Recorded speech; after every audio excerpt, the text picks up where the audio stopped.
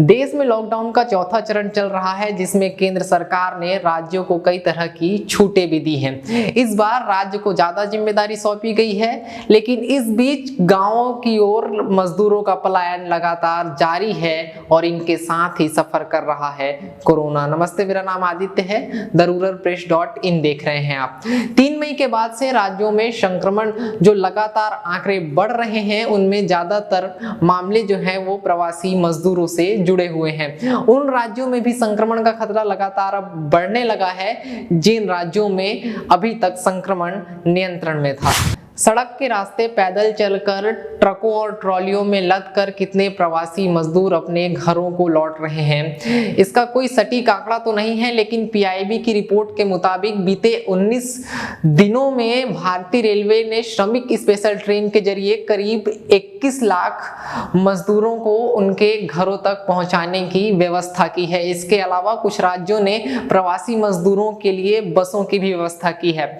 एक और जहां केंद्र सरकार और राज्य सरकारों के इस फैसले से सैकड़ों किलोमीटर का पैदल सफर तय कर रहे श्रमिकों के लिए राहत की खबर थी, तो वहीं उनके गृह राज्य पहुंचने से, उनके गांव पहुंचने से वहां संक्रमण का खतरा लगातार बढ़ता जा रहा है। बिहार, उड़ीसा, राजस्थान, झारखंड और हमारा राज्य छत्तीसगढ़ जैसे कई राज्यों में प्रवासियों की वजह से संक्रमण के मामले लगातार बढ़े हैं। बड़े शहरों से अपने गृह राज्य की ओर, गांवों की ओर लौटने वाले लोगों में कोरोना वायरस के संक्रमित पाए गए हैं। बिहार के शीर्ष स्वास्थ्य अधिकारी संजय कुमार ने बताया कि मई महीने की शुरुआत में बिहार में कोरोना वायरस के संक्रमण के जितने मामले सामने आए थे, उसमें 70% मामले प्रवासी मजदूरों से जुड़े हुए हैं। 20 मई को बिहार के स्वास्थ्य विभाग ने एक प्रेस रिलीज जारी की थी, जिसमें बताया गया था कि 3 मई के बाद से बिहार लौटे प्रवासी मजदूरों में से 788 मरीजों को कोरोना पॉजिटिव पाया गया है। ओडिशा में 3 मई से लेकर 19 मई तक करीब 1,91,925 प्रवासी मजदूर वापस लौट चुके हैं। 20 मई को राज्य सरकार के स्वास्थ्य विभाग द्वारा जारी किए गए आंकड़े में बताया गया है कि पिछले 24 घंटों में 74 लोगों का टेस्ट किया गया, जिसमें से 72 प्रवासी मजदूर कोरोना पॉजिटिव पाए गए हैं। राजस्थान के कुछ आंकड़े भी कुछ ऐसा ही बयां कर रहे हैं। राज्य में अभी तक करीब 6.5 लाख प्रवासी मजदूर वापस लौट चुके हैं। इसमें से 20 मई तक 946 प्रवासियों को कोरोना पॉजिटिव पाया गया है। पश्चिम बंगाल में भी प्रवासी मजदूर जो लौटे हैं, उनमें खासे ऐसे हैं जिनको कोरोना पॉजिटिव पाया गया है। तो ऐसे में राज्यों में कोरोना पॉजिटिव के जो संख्या बढ़ रही है, देश के लिए चिंताजनक है। ऐसे में यह सवाल उठता है कि लॉकडाउन की रणनीति से संक्रमण पर नियंत्रण करने में सरकार कितनी सफल हुई है और क्या सरकार की नीति अब धरी की धरी रह जाएगी।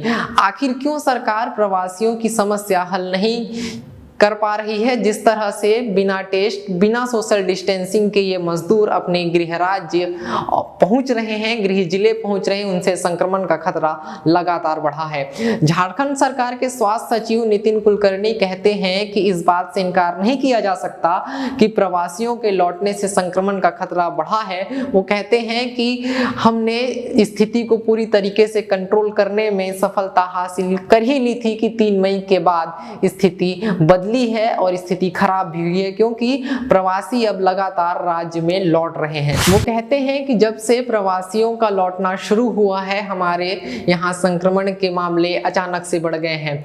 20 मई के आंकड़ों का हवाला देते हुए वो कहते हैं कि आज ही हमारे यहाँ 33 नए मामले सामने आए हैं, जिसमें सभी प्रवासियों से जुड़े हुए हैं। वो आगे कहते हैं कि राज्य में संक्रमण के करीब 110 मामले ऐसे हैं जो प्रवासियों से सीधे सीधे जुड़े हुए हैं। सोशल एक्टिविस्ट योगेंद्र यादव का कहना है कि राज्य सरकार या फिर केंद्र सरकार पहले ही इन प्रवासी मजदूरों को उनके गृह राज्य पहुंचाने की व्यवस्था कर देती तो शायद स्थिति इतनी गंभीर नहीं होती। योगेंद्र का कहना है कि लॉकडाउन की शुरुआत में ही मजदूरों को अगर पहुंचाने की व्यवस्था की जाती तो शायद स्थिति कुछ और होती। उस समय संक्रमण के मामले केवल 500 के करीब थे, लेकिन अब इनकी संख्या बढ़कर 1 लाख के पार जा चुकी है। तो अब संक्रमण संक्रमण का खतरा 200 गुना बढ़ चुका है। लेकिन अगर कदम अभी और जल्दी नहीं उठाए गए तो खतरा और भी बढ़ सकता है।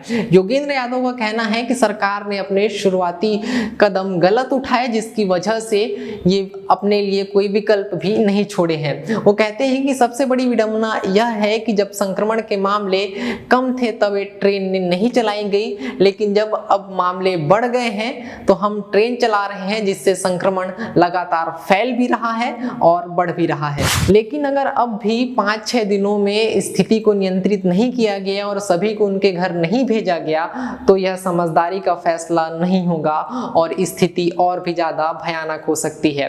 अब अगर बात हमारे प्रदेश छत्तीसगढ़ की करें तो यहाँ 118 कोरोना पॉजिटिव लोग सामने आए हैं। इसमें लगभग 60 प्रवासी मजदूर हैं। ये थी स्थिति छत्तीसगढ़ की। अगर आपको हमारा वीडियो पसंद आया है तो वीडियो को लाइक करें, चैनल को सब्सक्राइब करें, बेल आइकन को दबाएं ताकि आने वाले वीडियोस की नोटिफिकेशन मिलती रहे।